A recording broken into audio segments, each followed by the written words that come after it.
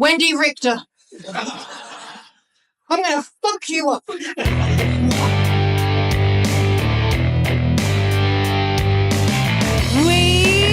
want Mina.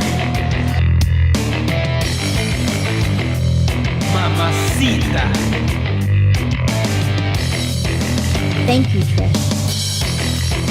I am Medusa, always have been Medusa, and always will be Medusa.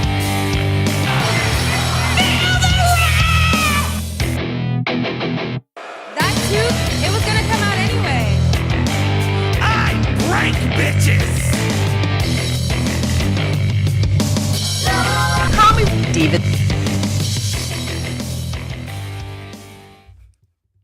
Is anyone else sleep deprived today?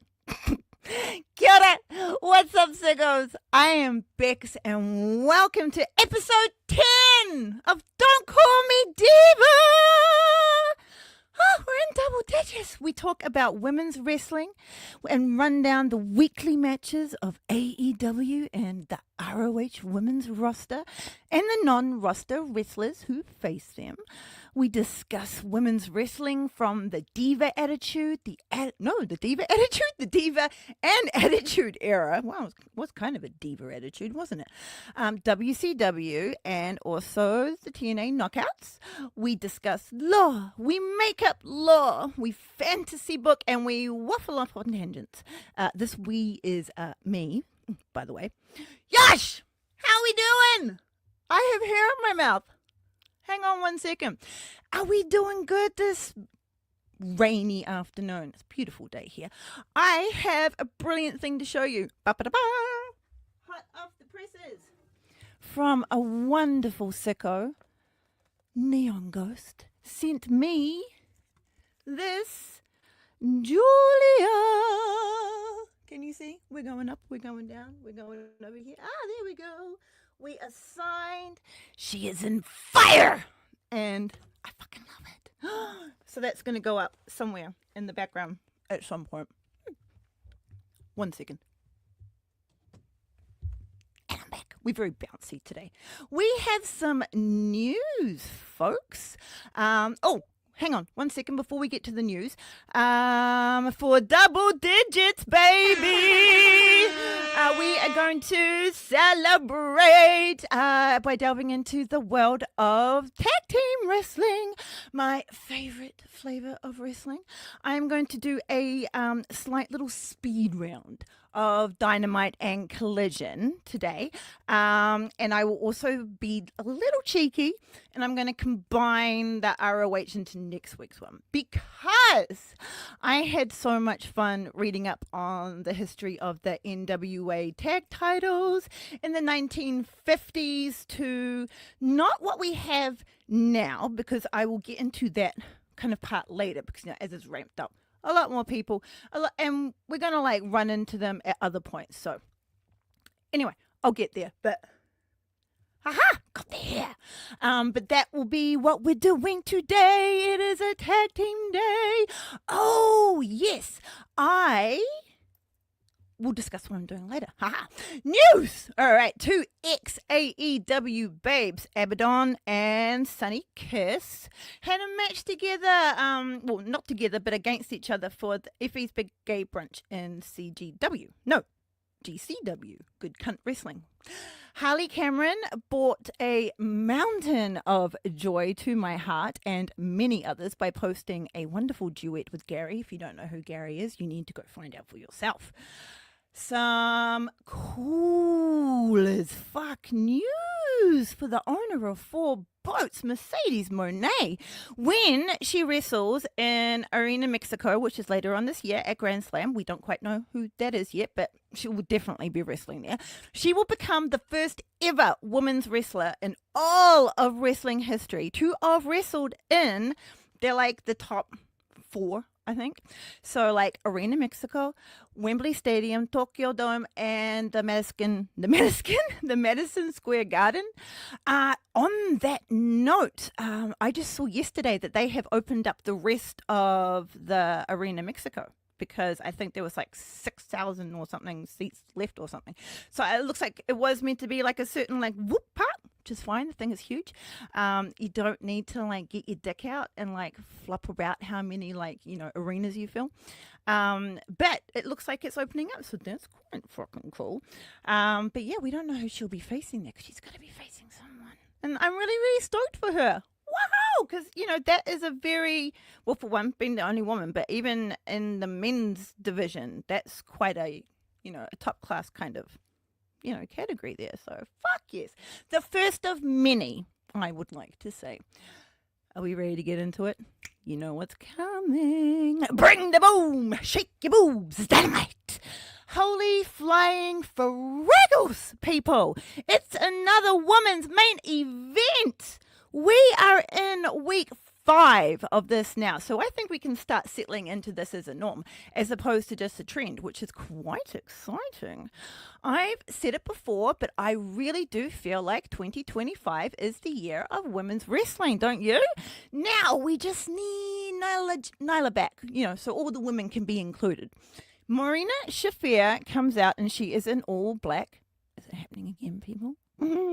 And shenanigans ensue, of course. Marina would stop Moxley, though, from potentially murdering the EVPs, and they would skedoodle to the back when confronted by some saucy baby faces. A challenge is made. We move on. The remarkably lucky I don't have the time for you right now, Renee Paquette, is here in a beautifully pleasing brown-coloured waistcoat with her hair in a mess bun, a gorgeous, bulky, but in like a good way, silver necklace. Like even my fiance commented, like, that's a good necklace. And I was like, it fucking is. Her and friend of the pod, the sparkly silver belt is back to complete the look. Don't need a little plushie. No, moving on. Mother Wayne is looking regal in all black. Thank you very much. And we hear more information than we needed to know about her and Papa Cage's nighttime acrobatics. No, thank you. No, thank you. Moving on. Our announce team has the dynamic duo this time of Taz and Excalibur, but they are also joined tonight by ROH's Ian Riccaboni. No shade at all to Tony Schiavone, but Tony Schiavone. But I loved this trio of brilliance. I really did. Ian Riccaboni just makes me smile. He's so wholesome. I love him. Men's tag team sidebar. Holy flying fraggles, people. The Young Bucks versus the Jet, Kevin Knight, and Speedball Mike Bailey was fucking mean. Moving on. Renee is back, and this time she is getting the scoops from our beautifully robed world champion, timeless Tony Stark, accompanied by her butler wrestler Luther, who cradles the championship expertly. The whore we all adore is in red lipstick, perfectly applied, but it still gives me the impression that she's been snogging someone's face off moments beforehand, hence the robe. Speaking of said robe, it looks comfy as in what looks like maybe satin, but it also kind of looks a little bit softer. The red complements her lipstick beautifully, and the gold edging fits in more ways than one. Our world champion has some words of encouragement to the ones who will be facing each other in tonight's main event, the semi-finals of the Owen Hart Cup. And it will be Chris Statlander and Jamie motherfucking Hayter. Woo! Sorry, that was rather excited. Our world champion went to the Classic Film Festival and walked the red carpet, which is cool. It's like, whew. But I have way more exciting things to talk about than that. Our amazing world champion announces that this Saturday on Collision, there will be a champion eliminator performance, and calls upon someone to step up if they have the tits. And our glorious queen, Amanada, walks right up to the world champion, gorgeous in denim, and accepts the challenge. YOSH! Fucking YOSH! Tony exits via Luther Airways, and we end on a really cute moment between the queen, Amanada, and Renee. I haven't forgotten about you, Renee. but that was really cute. And after about roughly 11 minutes of a promo I did kind of find entertaining, but it still dragged on, followed by a rude 5-minute musical interlude. What the fuck are you doing back there? Renee is back! This time with a pacing cowboy, soon to be joined by an MJF. More MJF? 5 more minutes of MJF? Is this necessary? To me? No! But it's also not my problem. Right, so, bye, Renee. Moving on. Some Brits next probably going to leap up into the sky. Whoa, Brody's gonna eat ya. That was a great tag team. Oh, so good. After more shenanigans, are you ready? Bam, bam, bam, bam, bam, bam, bam, bam, bam, bam. Jamie Hayter's music, it's so fucking catchy. Para para dancing, we need to create one, but for now, let's sit back and watch this sweet match between these two queens. Oh, this will be a treat. I swear, I'm not going to do that every time, but sometimes the moment just catches me. Hayter is in vision in orange, while Chris Statlander is gorgeous in grey and green. Some people can't pull off like grey, but she really does. It's a battle of the muscles in this match, and it's the first time they have faced each other in singles matches. Stat is the first to knock down the other to the mat with a running shoulder tackle, and Hayter is pissed she went down to that first. Woo! Chris and Jamie push each other's physical boundaries again, and this time they both go down, but then quickly kick up in unison, and it's so fucking cool.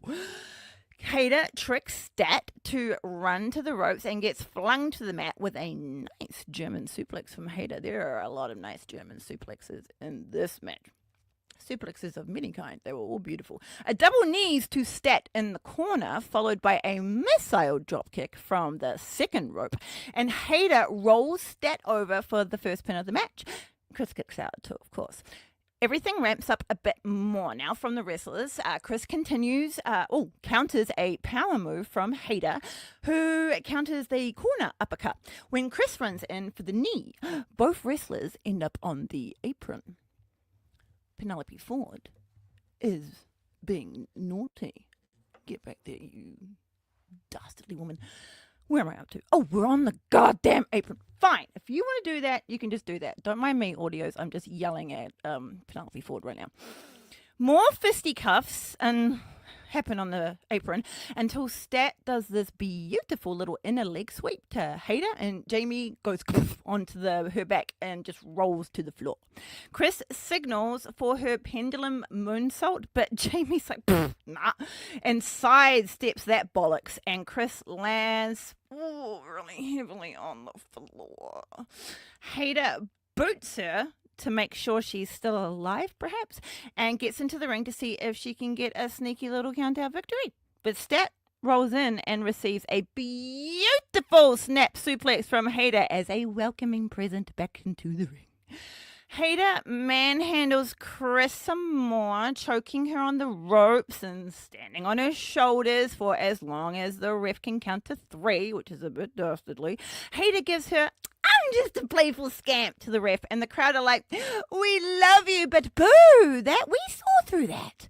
Chris ignites back up and lays some punishment into Hayter until Stat is elbowed out of the sky and she crumbles to the mat. After longer than she should, I should say, Jamie finally pins Stat, but it is a 2. Those ladies were down for a while. A powerful suplex from Stat goes for another pin. Just gets a 2. A jawbreaker and another snappy suplex from Hayter finds Stat in another pin, but it's just a dogger. Hayter then goes, "Fuck this shit," and locks a tight-ass choke on Stat, trapping her arm and locking her legs around Stat's body.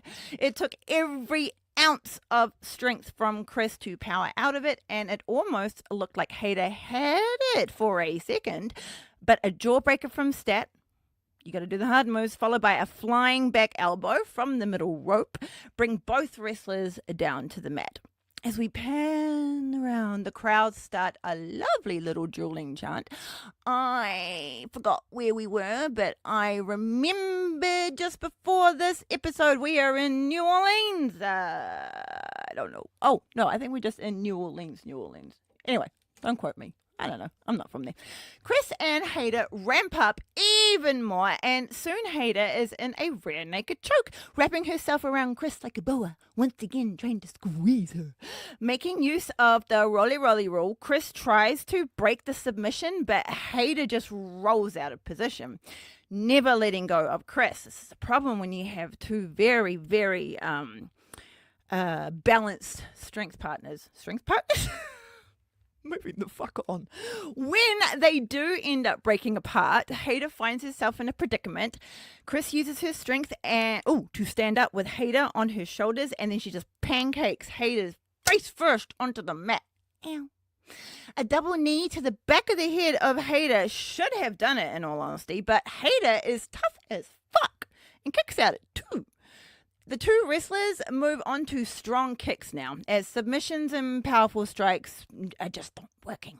Chris goes on to attempt an underhook something or other, but gets countered by Hader, and Stat gets a hate breaker. The two women are down and hurting. Hader gives this pinning malarkey a go, but Chris is alive enough to kick out at 2.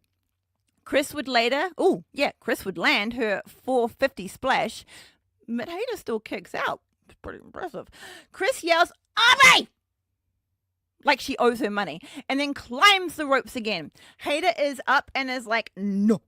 Then she starts laying forearms into Stat while she's up there. Hader then does something so smart and pulls Stat off the ropes and into a Haterade. So she grabbed her arm and like pulled her towards her, and as she's like flinging towards her, she gets a fucking Haterade. So it's kind of like a avalanche super boosted Haterade. Moving on. Jamie drags Stat's limp body to her feet and then smashes her back down with another Haterade just for good measure. Stat is deceased. 1 and a 2 and a 3, and we have our second finalist for Mercedes Moné at Double or Nothing. Jamie points at the cup. Hader is the victor, and we will stop this right now because the CEO is here. Hello, CEO. Mercedes Moné comes out with her belts, and the two wrestlers yell wrestling stuff to each other, and we're out of here. That was Dynamite. So it's going to be Mercedes and Jamie Hader, and it's a pretty... I don't have the date of Double or Nothing on me off the top of my head, but I think there might at least be like 2 or 3 weeks in between. So that's a pretty... I mean, either if it's 3 or 2, that's a pretty good time between the between the two matches to get all in shape. Although they will probably maybe do some like tag teamy shenanigans, maybe. Ooh, that'd be fun. Moving on. Collision! What do we have in store tonight? Well, first we get the fire that was missing from last week's condition of collision. So that was a bit exciting and also kind of slightly overstimulating because I was very excited. After shenanigans, our world goes black and white. But it's rainbows in our heart because it's time for our world champion, Timeless Tony Storm. Our stunning champion is gold this evening, and she works her robe with expertise. Our Queen's music hits because it's time for that match. We're not getting it at the end of the night. We're getting it, when was it? Second? The Queen Aminata graces the stage in her statuesque beauty. Queen Aminata is from Guinea? in West Africa and immigrated to the United States after living in France in 2013. The one and only is gorgeous in a red two-piece. As our two wrestlers lock up, the crowd starts singing. And and that's when I realized I had no idea where we were. But we are in New Orleans, so thank you very much for the singing. You're a bit quiet. Well, not quiet. I want to call you quiet. Subdued. No, subdued's not right. Anyway, moving on. Let's just not insult the New Orleans crowd. The match starts off cheeky, but soon gets very technical, and the two wrestlers both attempt decapitation by choke, whilst backing out of the corner after delivering some hefty forearm shots to the champ. The one and only gets nibbly and bites Tony's face, which is new. Something else new is the ass to the face beating that the Queen gives the champ that leaves Toni Storm bleeding from her nose and on the floor. Damn! When we say buns of steel over here, I think Queen Aminata really has it. But the biting, where'd the biting come from? She's been, Death Riders, Moxley. Moving on. Oh, we hurt people. We nibble people. We nibble. Anyway, Queen Aminata takes Timeless on a tour of the outside, showing her all sorts of painful sights. Once back in the ring, a battle of the bottoms between the two wrestlers ensue until the world champion tries to pin Queen Aminata in a cheeky little roll-up. Not successful. Queen Aminata stretches and then pretzels Timeless until a pin breaks it all up again. The rule of roly-roly. Some more heavy hits between the two until Tony manages to capture Aminata in an STF. The Queen drags them both to the ropes and breaks a submission. I mean, they weren't like particularly in the middle, but even if they were in the middle, Queen Aminata has like amazingly strong and long limbs, so you'd probably have to like capture like everything. Moving on. A dazed Toni Storm is very vulnerable in the corner, and she cannot block the incoming boot from Queen Aminata, but she can roll herself out of the ring to give herself some time and space to recover. The world champion avoids the incoming something or other from Queen Aminata, and Aminata gets a nasty hip attack against the barricade, which didn't look nice for either of them. She rolls Aminata back into the ring, but comes in herself via top rope airlines with a crossbody splash into a pin, but it's still just the two. Queen Aminata responds with a sit-down belly-to-back pile driver, but she only gets the two. She likes to use this one. She does it very well. A slugfest between the two wrestlers ramps up again, this time ending up in a pop-up powerbomb from the champion to Queen Aminata into another pin, but it's just it. A cheeky cradle from Aminata this time for a pin gets another two. She follows quickly with a swinging neck breaker, but is again denied the win. The Queen yells out in a battle cry of frustration, which is fair because she has been throwing everything at her, but still, what does she expect? It's the world champion. The Queen will miss, unfortunately, a top rope stomp, and she gets a suplex from Tony. And the Queen will find rest in the worst place possible, which is the corner, and she eats a hip attack from the champion. Oh, a dazed Aminata is then a victim of a Storm Zero, and our world champion wins the match with a 1 and a 2 and a 3. It's not all bad, though. Our world champion shakes the hand of her opponent, showing her immense respect, which she has definitely earned, even in defeat. This is one thing that I really, really do love about Tony's run is that she is like super like empowering to like the other wrestlers, even ones that are a little bit cheeky, you know. But but I don't know where I was going with that. Moving on. As Timeless Toni Storm leaves the ring side via Luther Airways, we fade out to Lexi Nia, who is wearing the gorgeous strapless chocolate / hazelnutty colored dress. beautiful brown seemed to be the interviewing color today. But this time she's paired it with a long sleeve white shirt. Lexi is also rocking the messy bun and has some questions for Scorpio Sky! Yay! Miss Scorpio Sky! He's accompanied by Mr. fucking wee woo himself. Karen Jarrett is dressed in all black, so thank you! Moving on! We stop by the tornado tag match because Layla Gray is here, and it's always a good day to see Layla Gray. She is fucking gorgeous and extremely fucking talented, and she's all in black this evening. YOSH! Moving on. It is currently at this time of, well, not this time of my life, but writing time of my life, 4:42 a.m., and we cannot dilly and or dally. We are also a little bit delirious. Anna J is back, people. She is in her long and white Brody Lee inspired jacket, which is really, really fucking cool. If it was in black, I'd totally want it. Baby blue gear looks great on her, and she is pumped. Oh, Akari Ora is also here, of course. Sorry, I did not mention her before. She is gorgeous in 2 tones of pink. And someone else who is pumped is Taylor Gainey. Now, who the frick is Taylor Gainey? AKA T-Gains. I don't know why that made me kind of cringe laugh. She is from Florida. She has been a wrestler for 5 years and is pro wrestling 225 women's champion. Pro wrestling 225 women's champion. You feel? Well, Anna J must have known that I needed to get to bed because she dominated Taylor and put her down with a gory bomb, a 60 pin for 3, and we have a winner, people! Anna's moment of glory will soon be interrupted by the super bad girl.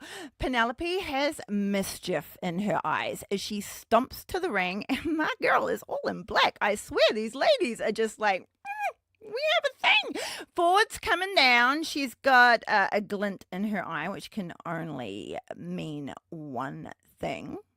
She's a super bad girl. Do you see a muscle mama with me? Where could she be? I'm a super bad girl. Oh, shit. The tune has just switched and Bane's music has hit. You're going to have to bow down.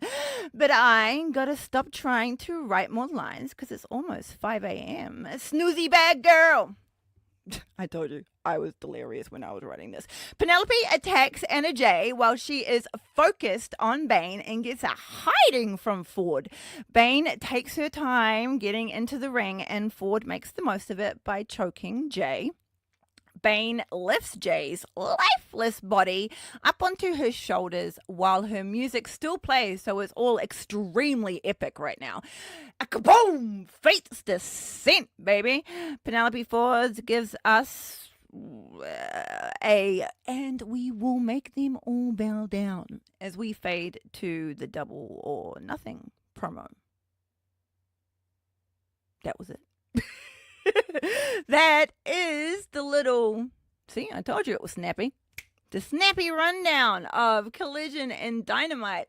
I am down with this Anna J and Bane thing that might be going on. Ooh, to counter them both, we could have Tay Mello back and then they can do some tag teams. Speaking of tag teams, it is time to have the tag team fun times, people. Woo! For double digits, yeah, we wanted to do tag teams. For I got some ideas for next week's one as well, which I'm sure I've written down and I will get to. So let's not jump the gun on that one. But speaking of Tay, I was about to call him TJ. I really hate that name. I mean, I can hate whatever, but can we have a better name, please? Think about it. This will all line up, but think about it, people, and come up with some better names, all right? So, we are now going to have some fun talking about the Women's Tag Team Championship. WWF's Women's Tag Team story starts in 1983. But those titles were originally, well, they were originally NWA's, but they legally were Moolah's. So she had the rights to them and everything. They were brought to life in NWA in 1952, but WWF brought the rights to the belts in 83 off of Moolah, and then they rebranded them because they'd already withdrawn from the NWA a few years before this, I think. Ella Waldeck, I knew I'd get that weird, and the legendary literal ballbuster, Mae Young, were the first ever winners of the titles, but records are going to be shady. Well, not shady, but just like not there.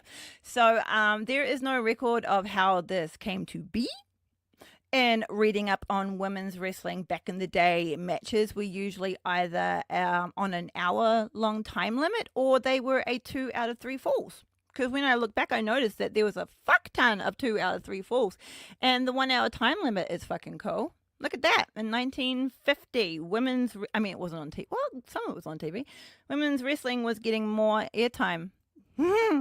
It went real bad in the 80s. Oh, damn. Women's wrestling was illegal in some of the states of the US, so they obviously couldn't go anywhere, but they where they could go, there was equal time in the ring, which was awesome. Ella was a farm girl turned roller derby person turned professional wrestler. Oh, I didn't write this down, but like sidestep onto roller derby, like that looks like super fucking fun, but like I've fallen like in skates before and like no. And then when you have like other badass bitches who are like, yeah, I gotta lay it in, I'm like, no, thank you. But it looks fun. After going to see it live, that's why she wanted to go and be a professional wrestler. That's how a lot of them, like, they went to like their lives and they were like, fuck yes. But I mean, like, isn't that with everyone?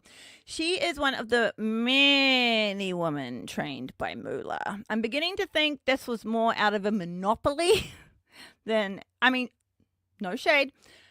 Well, shade, but no shade on like her in-ring talent. Her in-ring talent was top notch. Her morals and perhaps maybe on like how to like treat your underlings / trainees / how to actually train them might not have been so great.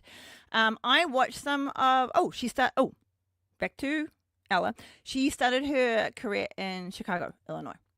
I watched some matches of hers and Ella was jacked for the time. She had a great character presence in the ring, intense facial expressions, and she was a forever heel. So, woo! Using the ropes to enhance her submissions, closed fists, rakes to the eyes when the ref wasn't looking, like all the real good shit. Her notoriety as a heel was advanced, though. I don't know why I laughed before saying this line, because it's the unfortunate death of an 18-year-old wrestler by the name of Jeanette Wolfe. Jeanette wrestled against Ella in the first match of the evening. Complained about a real bad headache after the match. The slam given to Wolf as the finisher of the match, which was the winning move, is referred to often as the devastating blow that triggered the events later on. Back in the day, a slam was like a legit finisher. Like seeing a woman, like, well, even like a man, like seeing anyone like pick anyone up and just like slam it was just like, damn. And like if you won the pin from that, it was like, sweet, legit. Why has that changed as well? Against Ella's advice, she did not, this is Jeanette, she did not tell her adopted father, women's wrestling mogul Billy Wolfe, that she was hurt at all or suffering from any sort of head trauma. People have said that her unwillingness to let her father down contributed, as it was also rumored he was grooming her to eventually take over Mildred's top spot. Him and Mildred Burke had like a nasty little like marriage falling out, and yeah, he was worried about having a replacement. People have also said that she had been complaining of the bad headaches already in training, like for a while. Later, Jeanette was in a tag match with Eva Lee against Ella and Mae Young. Jeanette was in first, and she faced May. But she quickly tagged out, pretty quickly, because May was well known for working stiff, like not to be a dick, but to be good. And Jeanette was like legit fucked before this match, so she couldn't handle any sort of like punishment. Wolf tagged out to Eva Lee. As soon as she went through the ropes, she was seen to like grab her head. She like grabbed onto the ropes on the apron. She collapsed and she never regained consciousness. The cops arrested Ella, May, and Eva Lee, and they were wanting to charge them with manslaughter, but no case could be made. An autopsy found the cause of her death to be a subdural hematoma, which is a traumatic rupture. Oh, and a traumatic rupture of the stomach. So some people are thinking the rupture of the stomach was from the slam. Who fucking knows? A little cheeky thing from Ella Waldick, though. She did say, some cheeky little thing, that she thought maybe the fact that Jeanette's like multiple meals in between matches might have contributed to the traumatic rupture of the stomach, but I'm just adding that in. That's just her. That's just her opinion on it. I don't know. I wasn't there. But so they were released. They were they were locked up in a hotel room because there were no jail cells for women in the state. Wrestling fans definitely have not changed. And they would forever chant murderer at Ella Waldick when she was in the ring. But it did get her good gigs.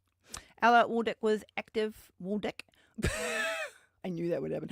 I'm just going to go Ella because I do not trust myself with her last name right now.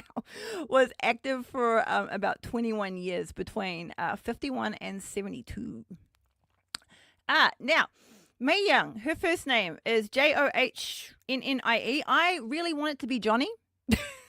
Her father's name was Johnny, or John, but it might be Joni. Mae Young is a woman, obviously, that was so unique. She was unique even by today's standards, like no shit. Standards. She got into wrestling by standing up in the audience of her first wrestling show to challenge the world champion Mildred Burke. She was like, fuck yeah, I can take this bitch on. That, of course, would never happen, as Billy Wolf was not going to let an unhinged Mae loose on his champion. But her balls got her a gig in the end. Mae Young kicked many a man and woman's ass for real on like many occasions. She liked to drink at the local bar, was physically tough as fuck, and could eat a punch. Even into her late 80s, early 90s, she refused to be handled lightly, as everyone must know by now. But just in case you don't. Even into her 90s, she was still like, don't you fucking even. Had run-ins with the law, is rumored to have a knack for beating up men and mugging them. Never married and fucking loved the wrestling business. Mae Young's in-ring career spanned 65 years, people. 1939 to 2004. Damn. Eva Lee was in the wrestling business down in Texas from as young as 14. She was then married at like 15 and a single mother by 26. She had good business sense, despite this, and was already an owner of a very successful restaurant and cocktail lounge in Houston. That she had her mother run once she started her wrestling career as an adult lady. Yeah, business sense. Lee was a lighter wrestler who used her speed against the brawlers. Lee and Young would face each other many times in the ring throughout Texas, Oklahoma, and the Louisiana territories. Louisiana, I don't know why. But before she got back into the wrestling business in 1950, the two got arrested together with another woman who was arrested with Mae for a similar incident earlier or later, I can't remember, for beating the crap out of a guy and yoinking his cash. May was a fucking evangelist preacher during this time, which fucking cracks me up. After this, Lee would come back to wrestling. You know, because how could you not want to come back to wrestling after a fun time like that? And the two would team up as promoters in Texas and put out 2 shows. They sold to a local businessman who had just finished the renovations of the closed big arena that was in the area. It had been closed for like over a year, and it was when wrestling was done.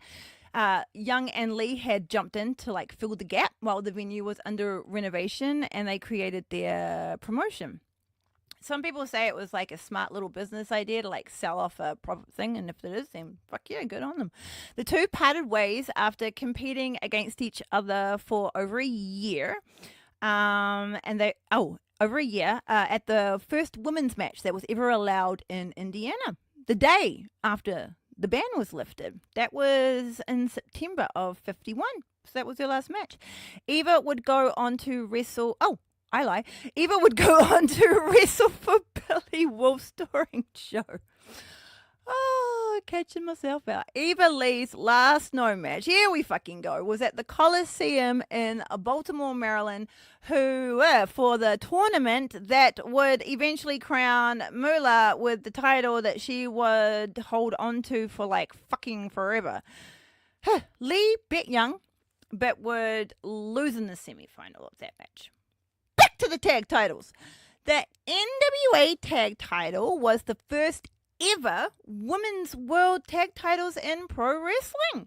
May and Ella's run with the belts only lasted like 3 days. So maybe they were given, like, crowned them to, like, maybe they were bestowed the belts, like, on creation. So, like, they had someone to, like, fight with. Because they then lost them to June Byers and Millie Statford in Mexico City, Mexico. Though it is reported they won it from a 6-month tournament or in a Florida tourney or something. So, like I say, things are all over the place. Well, not all, yeah. They held those titles for 88 days, by the way. June Byers was an absolute babe. Like, they're all babes, but she was a babe who was trained by May and Billy Wolf. Her finisher was a cheeky little roll-up called the Byers Bridge. She would go on to win a 13-woman tournament in Baltimore to claim the vacated women's world title, which she would then hold for 10 years. Mildred Burke had left Wolf and formed her own promotion, World Women's Wrestling Association. So that's why that was vacated. June Byers was well known for being technical, but also tough in an industry of tough and stiff women workers. She was one of the stiffest. Millie Stafford is a tricky woman to find information on, but I did find a lovely little award ceremony on YouTube put up by Boston Wrestling MWF. It was of the Cauliflower Alley Society. Oh, hang on. It's something else. I know I've written it down later. We'll get there. Where Millie was receiving an award, Ella made a speech introducing her and told a story about how she and Millie were having a match in Columbus, Ohio for TV. Ella threw her out of the ring. Ella threw... I've forgotten who I'm talking about. Ella threw... Millie! Threw Millie out of the ring. If I just kept on reading, then I would have known. And as she was out of the, as she was going, she hit the side of the apron. This is Millie. Hit the side of the apron with her leg, and she broke her leg in that move. But she hadn't even freaking noticed that it was even that bad, and was like just walking around afterwards. A doctor, like who was at the match, was kind of like, maybe you should go and get that looked at. And after Millie had finally been convinced to get it x-rayed, she didn't believe the doctor at all, but she had actually legit broken her leg. She was like, I've been walking around on this thing. What do you mean I've broken my leg? She still wrestled in a damn cast, though. That wasn't going to stop her. Millie stated in her speech that she loved the wrestling biz and that it gave her everything that she wanted. She had to give up the wrestling biz, those due to health reasons, unfortunately. Millie wrestled for 22 years, from 1949 to 71. Millie had to leave wrestling for a bit back then.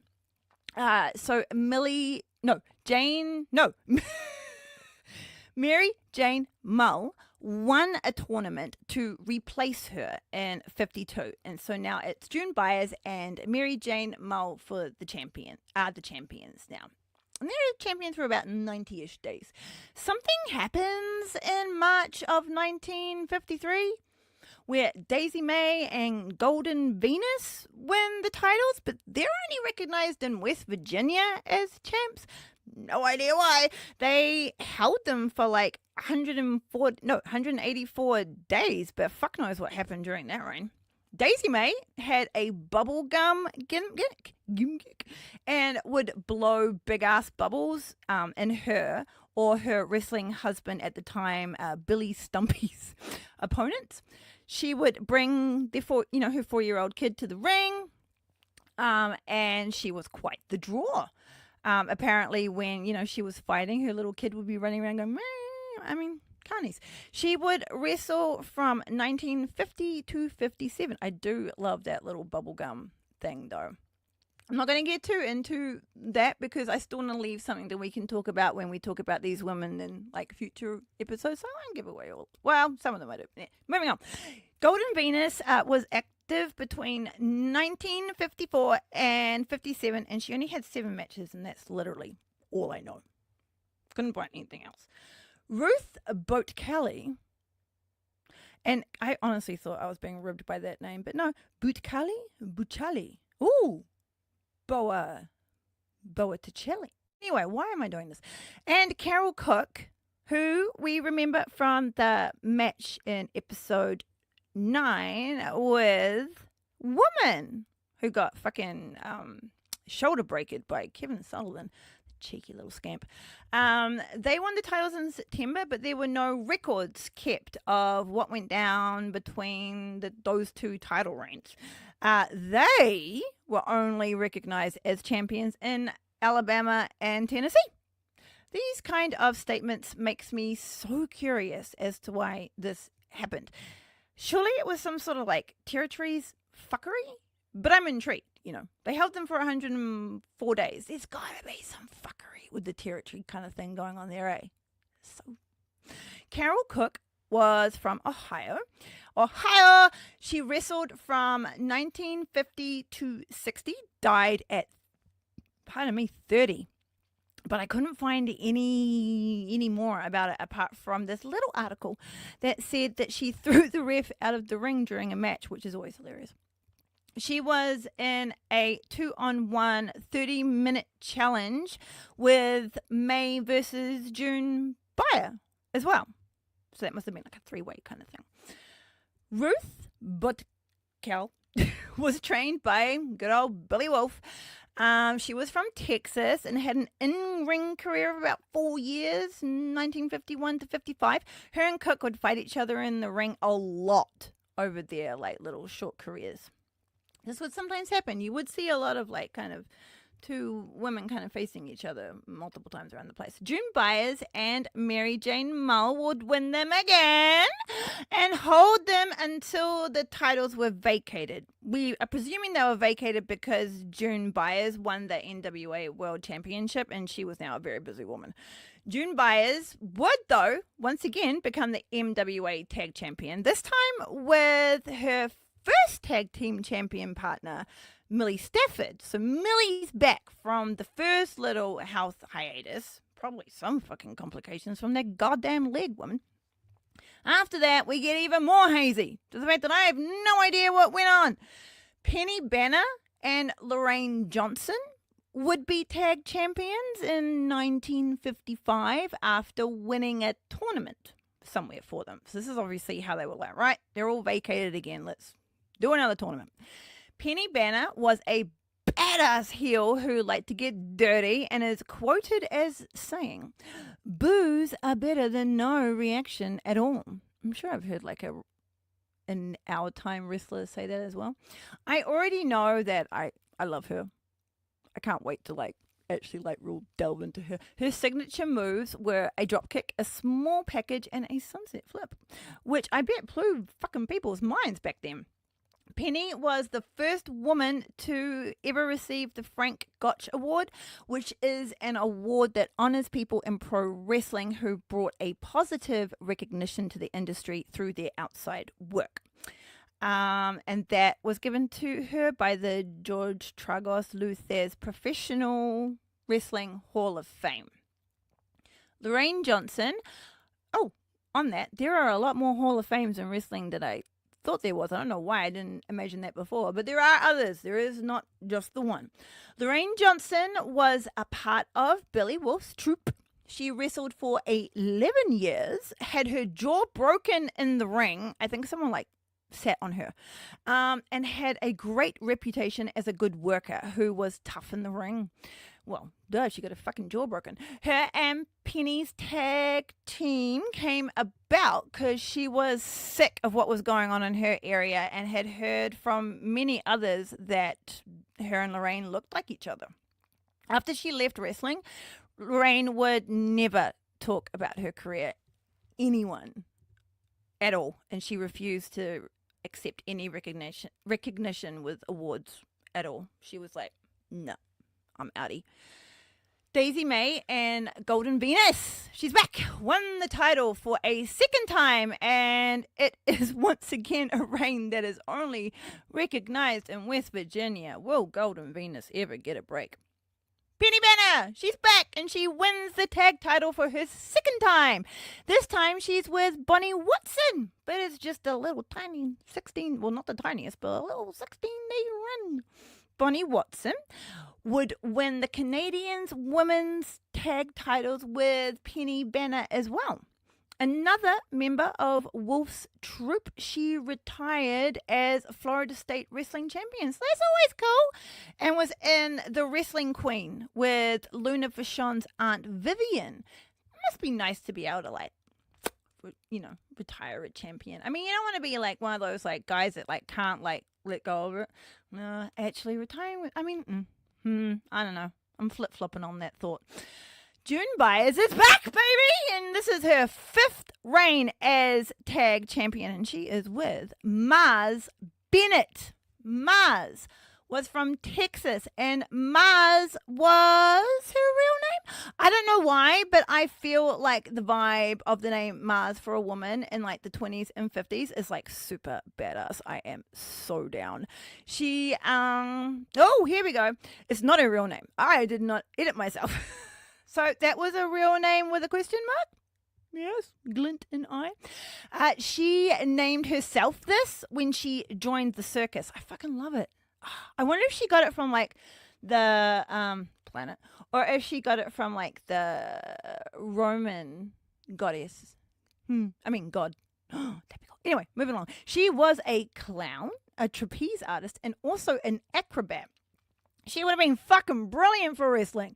Later on, she also became a weightlifter, a boxer, and a stunt double for Hollywood. And the bitch was also a fucking singer. She unfortunately died at 35 in a car crash whilst working the Nashville, Tennessee territory. So she would have been on her way somewhere in goddamn fucking car crash. Penny Banner comes in for her... we ramping up from that sadness. She comes in for her 3rd reign. Penny Banner, bring it on down. As tag champion, this time she is with a Betty Jo Hawkins. Betty Jo Hawkins won the NWA Florida Women's Championship 3 times. But she had to retire at 59 due to arthritis. Fair enough, 59.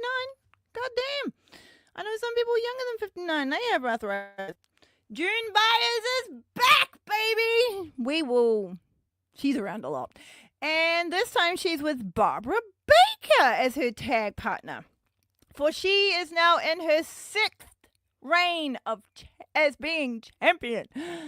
Barbara Barbara Baker was from Calgary, Canada, and she had a long as fuck wrestling career that she had her last match in 68. Penny Banner is back, and she grabs her fourth but very tiny title reign with Betty Jo Hawkins again, but they quickly drop them to NWA Women's Tag Team Title Queen herself. I told you she was back as quick as lightning. Joan Byers! Whoa! This is now her seventh goddamn fucking tag run, and she has another tag partner, this time the iconic Ethel Johnson. Fucking A, Ethel Johnson, come on goddamn down. Ethel Johnson started wrestling at 16. Her sister, Babs Wingo, another legend, was training with Billy Wolf, and she went to join her. She had a younger sister as well who wrestled under the name Marva Scott. Like, three legends as pioneers of Black American women's wrestling and in wrestling in general. And like as sisters, how do I not know about them already? I mean, this is probably my fault, but I'm glad I know about them now, and I cannot wait to dive deeper into their careers. Ethel, was known for her high-flying offense and standing drop kick. Fuck yeah. Lorraine Johnson is back for her second run, and we have little Millie Stafford with her for her third. Oh, sucks that she didn't want to talk about it, huh? She had so many good tag reigns. Millie skedoodles off, and it's now Lorraine Johnson picking up her third reign with Penny Baker, who is now on her fifth reign. Jesus Christ. Kay Noble and Lolita Martinez are our next NWA Women's World Tag Team Champions, and they hold them for a respectable 1,085 days. We are finally getting some, well, I mean, okay, that's a little bit long. See, this is the thing, right? They're either dumb fuck short or redonkulously long. Jesus Christ.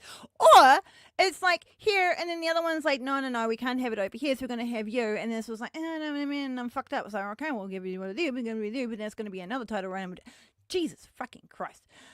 Kay Noble started wrestling at the age of 18, and she was a well-known tough cookie, and she wrestled for 30 years.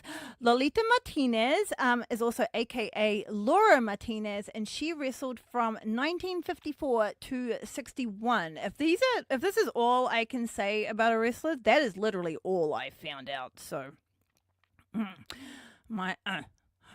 yeah.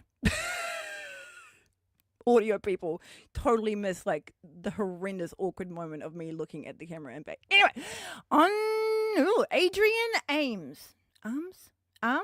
Ames. We're going to go with Ames. Adrian Ames and Pat Lyder are our next tag champions, and they held the title for over 2,000 days. You see what I'm saying? Which is impressive as shit, but also a little fucking hokey. I'm not sure, honestly, if that 2,000-day run could be, compared to a 2,000-day run in anyone's promotion nowadays. That's ridiculous. Oh, Adrian Ames was a wrestler between the years of 1961 and 67. I love those. She was a dick gym. Pat Lyder was only in the biz for 3 years. They both were also, but she did have a career in those 3 years. She was very dastardly, fought for the crown and won an award. This is brilliant. Cannot wait to find out more about this. She won an award for the most disqualifications in a year. I love that. Now we are in the 70s. After we've gone through the hokey of the 50s and the 60s, we are now in the 70s, and of course we've got the fabulous Moolah, who is no longer going by the horrendous fucking name of Slave Girl Moolah. It felt gross in my head. I knew it would feel gross coming out of my mouth. That was given to her by the notorious promoter Jack Fifi. And Patty Nelson, no, she didn't have anything to do with name. She was the next tag champ with the fabulous Millie. Patty Nelson is someone I couldn't find Jack Dilly squat on. So if you have any info, please fill us all in down in the comments. In fact, if you have anything you want to say about anyone, fill me in wherever. Tony Rose would then team up with Moolah and hold the title not for long. Tony Rose was a fan of wrestling from a very young age. She trained at Moolah's compound in 1965. So this compound, Moolah had a house. She had trailers to rent for accommodation and also a training facility at this compound, which is just a big area of land. That itself raises alarm bells, especially for someone who has watched a frack ton of cult documentaries. But we're moving on right now. We're not going to get into that. Tony Rose was known to hit hard and leave you battered and bruised whether you won or not. This is becoming quite the trend for the first woman in wrestling, which is quite cool. Tony Rose was known as a tag team specialist, which pricked me up because, you know, your girl loves tag team wrestling. I also love Tony Rose as a wrestling name. It sounds really fucking great. She wrestled from 63 to 1980. A lot of these women are in the WWE Hall of Fame, but no shit, y'all. Once Drew Carey got fucking inducted into that whole fucking shine lost any of that honor for me. It is insulting having a celebrity wing, in my opinion, of that thing when fucking Miss Elizabeth, Bam Bam Bigelow, and Sid Vicious are not even in the Wrestling Hall of Fame from that promotion. I don't give a fuck if there's whatever fuckery. What the literal fuck? Especially fucking Miss Elizabeth. Actually, no. Especially all three of them. That's why I picked them out. There are more people, but those three stood out to me to be like, bullshit. Bullshit on your fucking honor.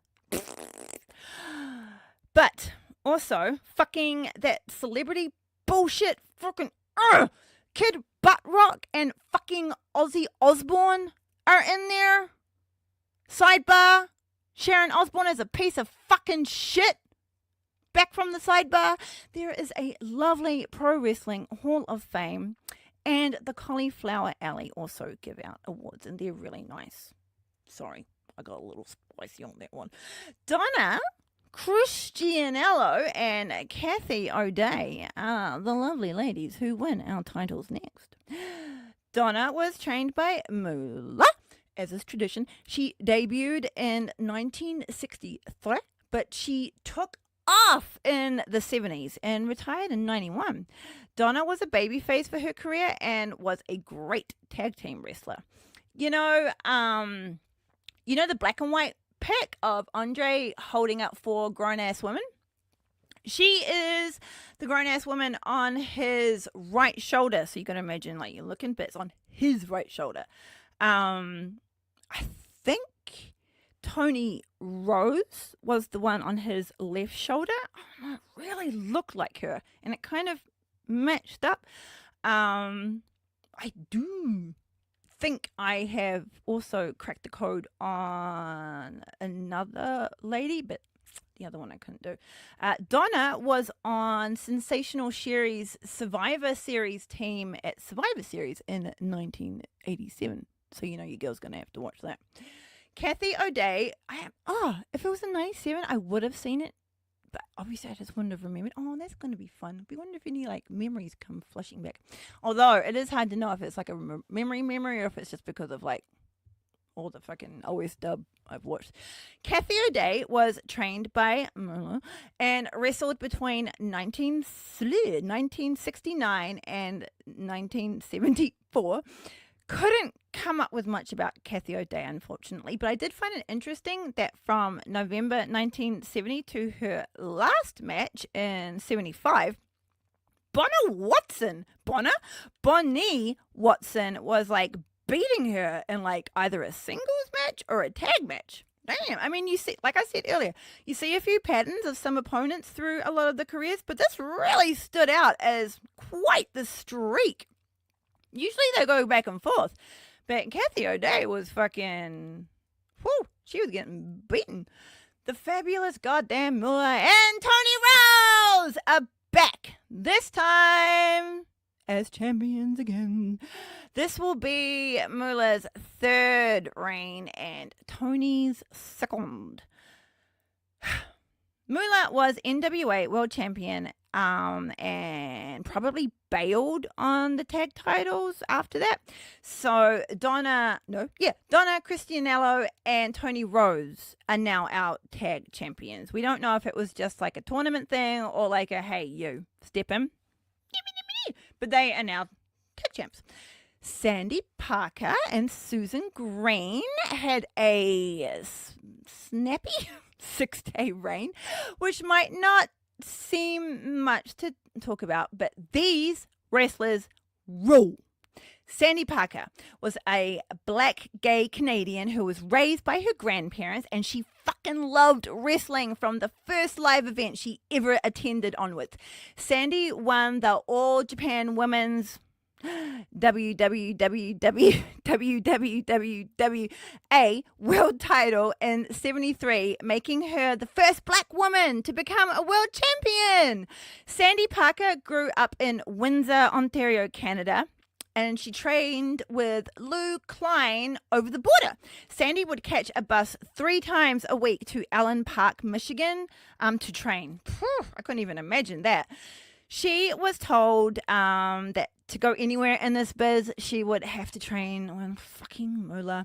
So she moved down to the compound. Moolah's attitude, her strict rules, and her bullshit bookings of only her faves, and also her attitude about Sandy Parker's sexuality, pissed her the fuck off, and she left to go work for Mildred Burke instead. Because thankfully, by this point, Mildred Burke had fucked off from Wolf and she had created her own little shimmy sham. Everyone says that Moolah could go in the ring and that she was an excellent performer. I don't piss ass around with separating the art from the artist because there is plenty of good art out there of every kind, not made by dicks. So personal choice on that one. But me, I'm like, and we're back to Sandy. She had an 18-year-long career, which is awesome, from 68 to 86, and was an 8-time WWWA Tag Team Women's Champion. That makes me wonder if I added one too many W's in the first one, perhaps. With moving on. She has a hilarious quote from an interview with slamwrestling.net in 2008 that cracked me the fuck up because I was like, yes! Here it is. Now, take yourself back to 2008 era-ish givey or takey wrestling in the Wobbly Republic-y Entertainment Federation place, okay? This is her quote. But today's wrestling leaves her cold. As far as she is concerned, Vince McMahon ruined wrestling, and he did it all for financial gain. Her. As far as I'm concerned, wrestling is crap now, she spats. I give the guys credit for some of the things that they do, some of the high spots and the falls, but I don't give them credit for the stupid storylines that they have. Shit. Which is basically saying the wrestlers are great. Yeah, fucking creative. Sandy Parker was a member of the Cauliflower Alley Club. Oh, here we go. The Cauliflower Alley Club organization. No wonder I couldn't remember that. Which sounds like a great little organization. They really, really do. She died recently in 2022, but her death wasn't made public until 2024, which may have a perfectly reasonable explanation behind it, but it does sound sus. This dude from Slam Wrestling wanted to interview her, and she was really fucking stoked. My bad. Yeah, no, he was from like her hometown, and she was really stoked. She wanted to talk about wrestling. She went in the hospice. So, moving on. Susan Tex Green was a wrestling fan from the age of 5, relatable, and had been hounding Joe Blanchard to train her for years. Can you imagine like this tiny little child being like, fucking teach me dick? And he's like, nah, you're too little. He finally caved in when she was 14 years old and debuted at 15. After graduating high school, she went to the Moolah compound and was booked all over the world. She was 6 foot, some say 6'1", and had a career of 25 years. You out there will probably know her from being one half of the Glamour Girls at some point.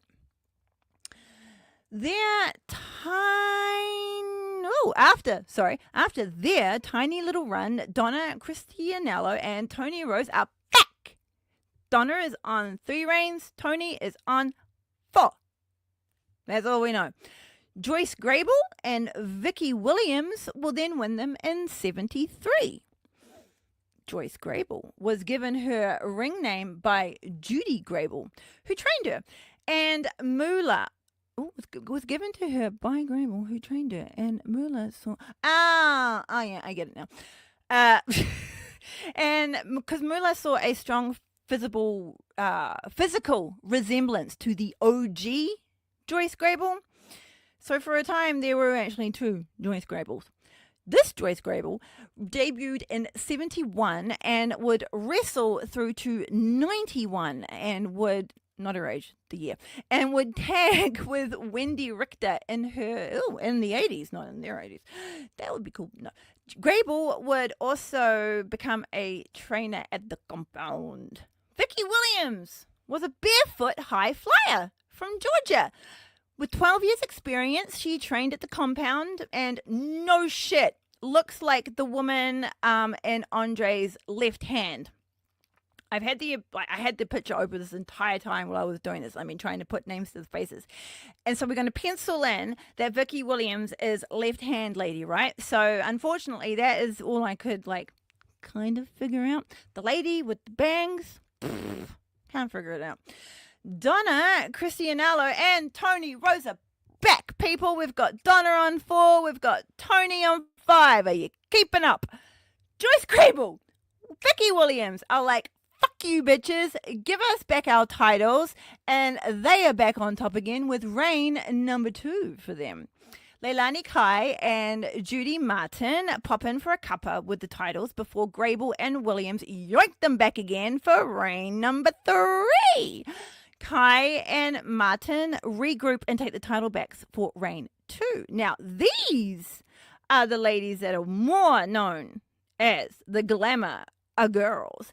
They were a tag team from 1979 to 92, but debuted as the Glamour Girls after a long tour in Japan at the WWF's 87 Survivor Series as part of Sherry Mattel's team.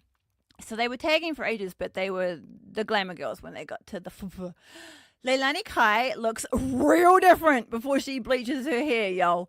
Randomly useless information, I know, but it is a massive transformation, I will tell you. Any fucking who. She is trained by Moolah, of course. Leilani Kai debuted in 97, and she was given the ring name by Moolah because apparently to Moolah, Patty looked Hawaiian. Fun Polynesian sidebar, people. I'm going to take you on a little trip. You didn't ask for it, but we're going here. Leilani is a Hawaiian name, which you probably all know, meaning royal child or heavenly lei.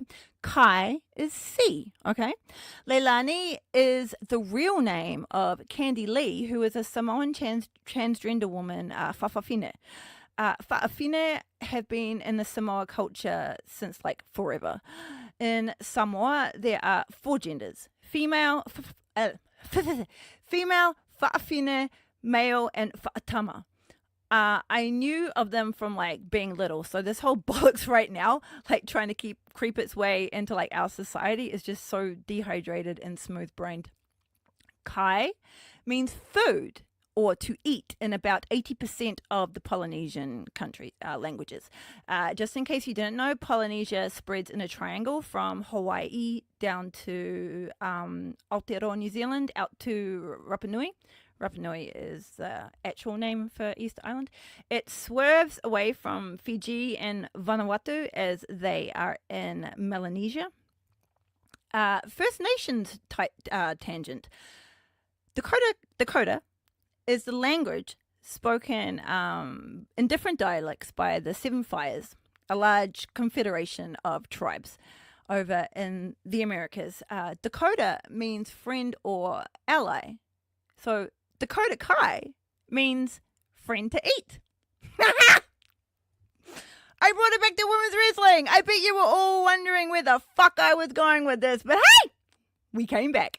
Dakota Kai is a Samoan Kiwi, and she has been had 6 tag teams. Oh, she has been in 6 tag teams. That's what I was running.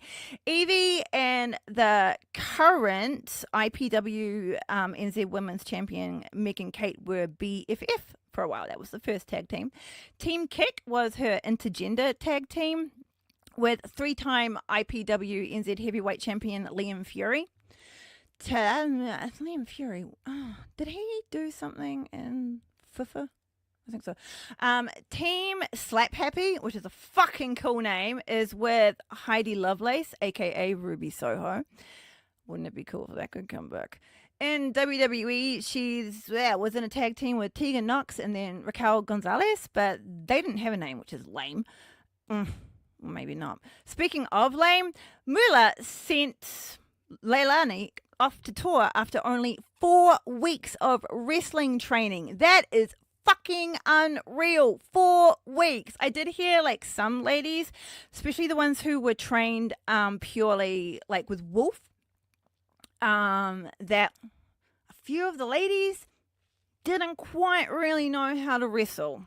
This explains a lot. In 1979, Leilani Kai would begin working with Judy Martin in North Carolina. Leilani Kai would seek revenge, so to wrestling speak, on Wendy Richter at the WW's the war to settle the score, with Moolah in her corner and Cyndi Lauper was in Richter's. Kai won the title of Richter then, but she would lose it back to her at the first ever WrestleMania. And we all know about that. Judy Martin got into wrestling after approaching some fellas after a wrestling show in South Carolina. She started training at the fucking compound in 78 and started her career in Japan. The Glamour Girls were heels and managed by Jimmy Hart, and they feuded with the Jumping Bomb Angels, Norio Tatento and Izuki Yamazaki for the WWF Tag Team Championships. What our NWA belts turn into by way of Moolah. Literally. In 1988. The first ever Royal Rumble, which by the way used to be my favorite pay-per-view ever. Even after I stopped watching The Fed, I still like clung onto like WrestleMania and Royal Rumble. Didn't last long. In 1988, after an epic 2 out of 3 falls match for the titles, the Jumping Bomb Angels would be victorious. Later that year, the Jumping Bomb Angels would lose the titles to the Glamour Girls in Japan. But then the Fed went meh on the titles and they were just abandoned. What the fuck? I mean, talent of the Glamour Girls and the Jumping Bomb Angels, I'm sure those matches would have been fucking brilliant. Now we'll never know. Martin would wrestle Rockin' Robin for the title at the next year's Royal Rumble. And there would be, and then it would only be like a few months later after that where the Fed went and like killed the women's division. So yeah. All of that prestigious heritage can't be fucked. The Glamour Girls went on to Ladies Professional Wrestling Association and were managed there by Adnan El-Kassi. Oh no. Adnan El-Kassi. I wrote that out phonetically to try and help me, and then I ended up just fucking it up. So Adnan Al-Kasi, who y'all might remember as Sergeant Slaughter's manager, General Adnan. They would eventually win the tag titles after a very long feud with the new Team America. What is that? Well, who was the old Team America? Judy Martin competed in singles matches for WCW at the beginning of October of 91. She wrestled Bambi, but Medusa interfered. Martin and Medusa would then have a match at the end of the same month, which Martin lost. And then adios, WCW's women's division. Thank you. Goodbye. And so I guess, yeah. It's another reason why I want to kind of like go and find Medusa's other matches elsewhere, because I feel like my opinion of her got well and truly like jambled about by that whole fuckery. In 1999, at a PGWA show in Atlanta, Leilani Kai and Judy Martin were the tag champions. They had a match against two men. I made sure I doubled down on this info before I said it because I almost jumped the gun. But no. We can easily jump the gun. Are y'all ready? This is fucking funny. They had a match against two men. Fuck knows who the other one was. But one of them was goddamn Steve-O. Yep. That's Steve-O. I want to see them kick her ass. No, yeah. I want to see them kick his ass. Ha! Moving on. In 1980, Wendy Richter and Joyce Grable won the tag titles, making this Wendy's first reign and Joyce's fourth. If I start going on about Wendy Richter, we will be here for hours. So, once again, she is also on the list of getting into at a later date properly. Princess Victoria and Sabrina held the title for 7 days in 1982. Sabrina debuted in 1980 and wrestled for 34 years. She was a high-flying technical wrestler and trained at the Compound. Princess Victoria was trained by Sandy Barr in Portland, Oregon. She would train alongside Velvet McIntyre. She would eventually be under Moolah, as pretty much all women wrestlers had to do to get any bookings. Burp for Moolah. There is an autobiography, Princess Victoria, A Tale of Tears, Triumphs, and Turnbuckles. It's by herself, her sister, and a man by the name of John Cosper from Eat, Sleep, Wrestle, which sounds like it's a really, really good read, and I have put it on my ever-growing list of women's wrestling autobiographies I want to read. Nyla Rose wrote the foreword for this book due to the help that Princess Victoria had given her and lots of other women's wrestlers. So yeah, she sounds like a good one. Princess Victoria broke her neck in the ring in 1984 and she had to stop wrestling. That had to suck. She obviously really loved it, but at least she got to give back, eh? So, Wendy Richter and Joyce Grable came back from the loo and won the titles back, giving Richter her second reign and Grable her fifth. A year later, in 83, Velvet McIntyre and Penny Mitchell won and held them for slightly longer than a piss break. Then Wendy and Joyce came back for them and won them again. Wendy ended up with 3 reigns as NWA Women's Tag Champion, and Joyce Grable was with goddamn 6. That would be the last reign of the NWA tag titles, as they were called, until NWA's first women's pay-per-view in 2021. Little side shade. Isn't Empower like such a Empower and fucking WWE's name for, I can't remember, but they were dumb. Why does woman shit have to have such dumb names? Fucking hell. Get your shit together, would you? Velvet McIntyre was another barefooted, high-flying Canadian who would have rather have gone to Kuwait with the girls on a trip than to wrestle at WrestleMania 2 against Moolah, but she was given no choice in the matter whatsoever.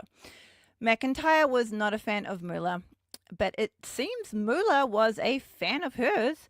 Velvet began training with Sandy Barr in 1980. Sandy Bar also seems like a good trainer from what I found out, with Princess Victoria, and she traveled all over the world. She wrestled barefoot after someone had yoinked one of her boots, and after that it just stuck. She said it helped her tons, like to do way more in the ring. I get really like kind of clinchy when I see wrestlers like barefoot in the ring, purely because I am such a fucking klutz with not knowing what any of my appendages are, that I like roll my toes and stub them and like smush them fucking all the time. So that's all I can imagine what would be happening with these little tootsies. But everyone seems fine, so what the fuck are you going to do? Velvet McIntyre had to retire in 98 due to being hapu pregaruni. Penny Mitchell was trained at the compound, and you all know that the compound is Mullah's compound, right? Cool. I'm just really don't want to have to say her name more than what I fucking have to. In 1980, Penny came to the WWF in 82 and would leave to win the NWA tag titles, returned back in 84. Penny also worked for All Japan Women's Pro Wrestling during 83 and 84. In 85, Penny Mitchell would have some feuds with Susan Starr and the WWF champion Wendy Richter in a mask under the alias Spider Lady. Okay, so she wrestled in a mask. This is Penny Mitchell. She wrestled in a mask under the alias Spider Lady. Okay, and so she had quite a few feuds with Wendy Richter. In November of that year, Moolah took the Spider Lady mask and wore it herself and defeated Wendy Richter at Madison Square Gardens in what is known as one of the earliest legit screw jobs of wrestling. Like, this looks like, you know how some people are like the Brett Sean legit. This is fucking legit people. Wendy thought shit was shady when she saw Moolah backstage, because Moolah's never there unless she's wrestling. Wendy had been rightfully asking Mr. Prickman for royalties. Remember, we're in the FWU Republican Entertainment Society place. And she'd been asking for royalties. Wendy Richter had, for her appearance in the Hogan cartoon. They gave her no royalties for that, by the way. And she also asked for a pay rise in general, which was fair. She was getting like $5,000, and like everyone else was like, we don't even want to know. It's fucking depressing. Mr. Prickman got all flustered, and instead of paying the woman what she deserved, he got all paranoid that she would leave disgruntled with the title. Basically fucking manifesting what Alundra Blaze did, and organized Moolah to take it off her by force in the ring. So Penny was meant to be having this match. Fuck knows what happened to Penny. Penny is like she got some hass for this, but in like later years, like after it was talked, like the ladies were like, we're really sorry, we fucking gave you shit for that. We totally thought you were involved as well. But Penny was nowhere involved in this as well. Wendy clicked when they were in the ring pretty fucking quickly. Moolah is very obvious when she's in the ring, and she tries to unmask Moolah, but she gets rolled up in a small package, and despite kicking out at 1.5, the ref just keeps counting for the 3 and awarded Moolah, who had now been unmasked by a pissed Richter, the championship. Wendy was even still wrestling after that like pin, because she was like, no, like I didn't get pinned, like we're still wrestling, but nope.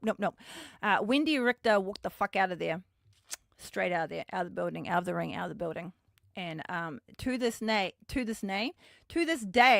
Prickface doesn't give a flying shit about this decision and the hurt that it caused Wendy, and even the bullshit that got on fucking Penny afterwards. I kind of understand putting her feelings aside for her Hall of Fame induction, but if it was me, I don't think I could. unless it was to do a screw job of my own and start spilling some shit in my acceptance speech, I'd be like, fucking suck on my clit dick. When the belts came to WWF, Princess Victoria and Velvet McIntyre were made the inaugural WWF Women's Tag Champions to start us off. When Princess Victoria broke her neck, Desiree Peterson took her place. This began a whole new reign for Velvet McIntyre, so she will now be in 2. Desiree Peterson is a Canadian who was trained at Stu Hart's she was trained at the compound at Stu Hart's referral in 82. She wanted to be trained by Hart, but he wouldn't. She went on to have a 29-year career and retired in 2009, having won the NWA in Vancouver's Canadian Women's title, and also the WCW Women's Tag titles in 86 with Princess Jasmine. Not the soaring, tumbling, freewheeling through the endless diamond sky Princess Jasmine, but the 5'9" black American babe who was a wrestling fan from Chicago, and that Dick Bruiser saw potential in. That sentence was a fucking swamp, wasn't it, in my mouth? We are going to talk about Princess Jasmine in a up-and-coming episode, of course, because she's another good one. Then the Glamour Girls win them, and we know what happens next to the WCW tag titles. See you later. Bye-bye. Adios. I mean WWE tag titles. Bye-bye. Bye-bye. Adios. They don't come back until 2018. When the Boss and Hug Connection, now, fucking bad name counter, Jesus Christ, Bailey and Sasha Banks would be the inaugural champs after a tag elimination chamber match, which I know I would have seen but completely fucking forgot about. They competed against Nia Jax and Tamina, which I remember being like, wow, pumped for like that tag team, but then didn't really go anywhere. The Riot Squad of Liv Morgan and Sarah Logan. Is Sarah Logan back in the 4Bs? I think it is. And Sonya Deville with Mandy Rose. Now, Sonya Deville and Mandy Rose, now they were a fire fucking tag team. What were they called? Something to do with fire as well. That was dumb. TNA would bring in the TNA Knockouts tag titles in 2009. Sarita, aka Sarah Stock, who was just released from her coaching and producer role in AEW. That's her. And Taylor Wilde would beat the Beautiful People in the finals of the tournament for these championships. Awesome Kong and Hamada would win them next. Then they'd vacate them a few months later. I think Hamada ran into some visa issues because this does happen again. Velvet Sky and Madison Rayne would beat Angelina Love, who was with Angelina Love with Tara, and Sarita with Taylor Wilde in a 3-way for the titles. Taylor Wilde and Hamada this time would win them a few months later, and then once again it was vacated. So I really do think it was visa issues, maybe. Angelina Love and Winter would win the title after another tournament near the end of 2010. Mexican America, the team of Rosita, aka Zelina Vega, and Sarita win them in 2011. 4 months later, the team TNT of Tara and Brock Tessmacher would beat them for the titles. That was 4 months later. Gail Kim and Madison Rayne would defeat them near the end of 2011, making Rayne and Wilde the only multi-time champions of this version of the titles.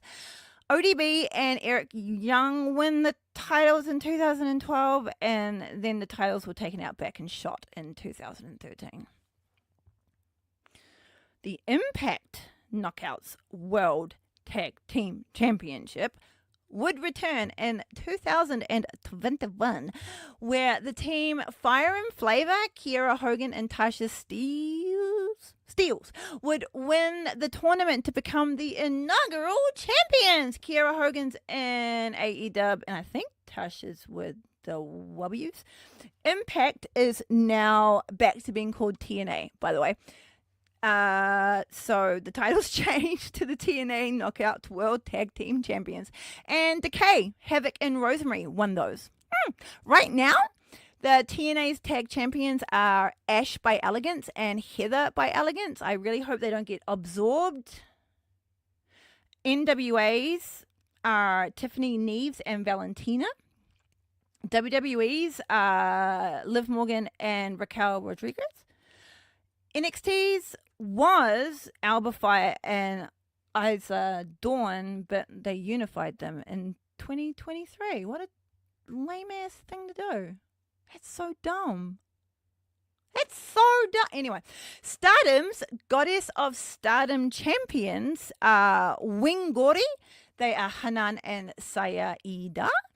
Joshi Pro's Princess Tag Team Championship in Tokyo Joshi. Jesus fucking Christ, people. In Tokyo Joshi Pro Wrestling are Kyoraku Kiyome and that's the tag name. Sorry, I thought that was an individual name. So the tag name is Kyoraku Kiyome, and it's Hyper Misao and Shoko Nakajima.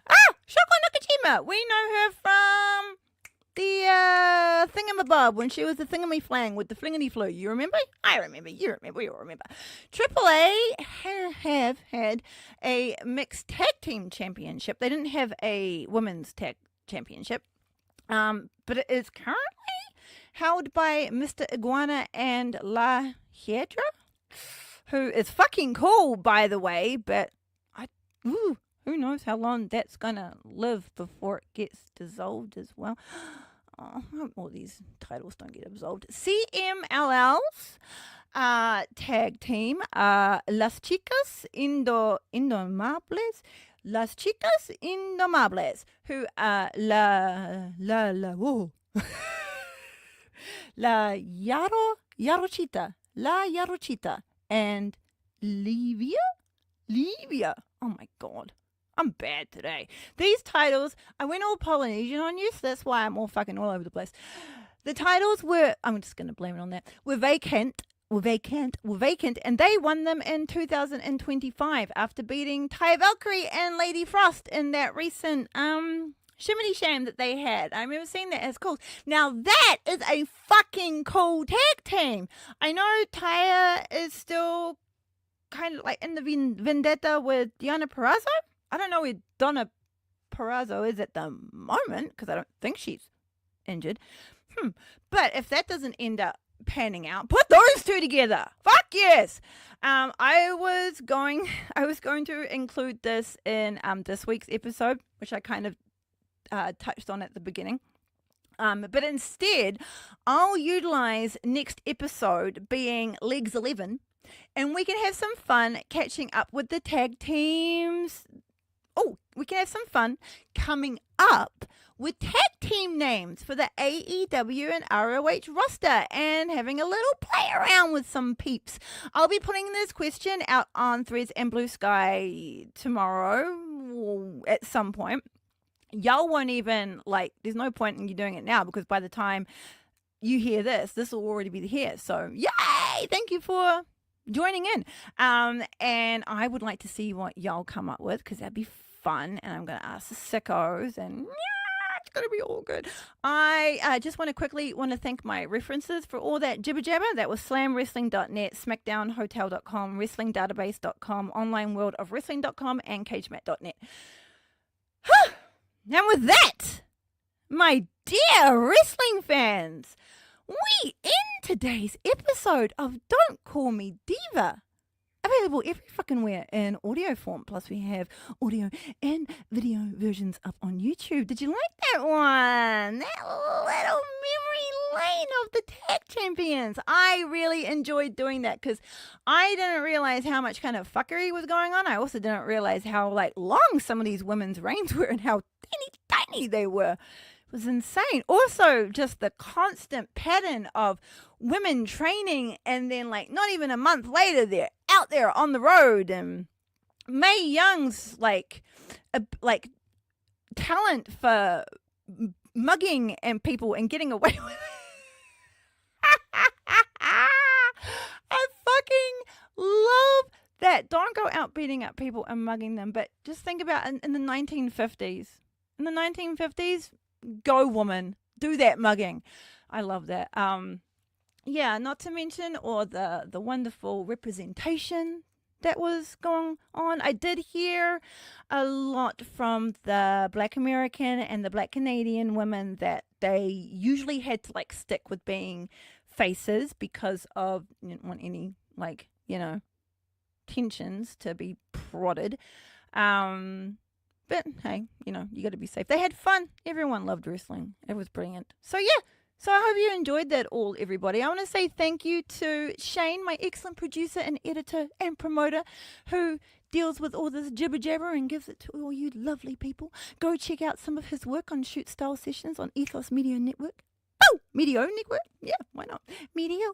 Go check out sickosclub.com, people, and Sickos Club on Threads. You've never ever met a more inclusive, smart, stupid, but in a good way, kind and talented bunch of wrestling fans until you hook up with the Sickos. They really are a great bunch. Today, I want to shout out Don't Call Me Diva. It's a little fun show about women's wrestling. Since you listen to this, you may enjoy it. I am very sleep deprived. You can find me lurking the dungeons of Threads at Bex_Bastet and under a tree in Blue Sky at Bex-Bastet. Women's wrestling fucking rules. Don't be a dick.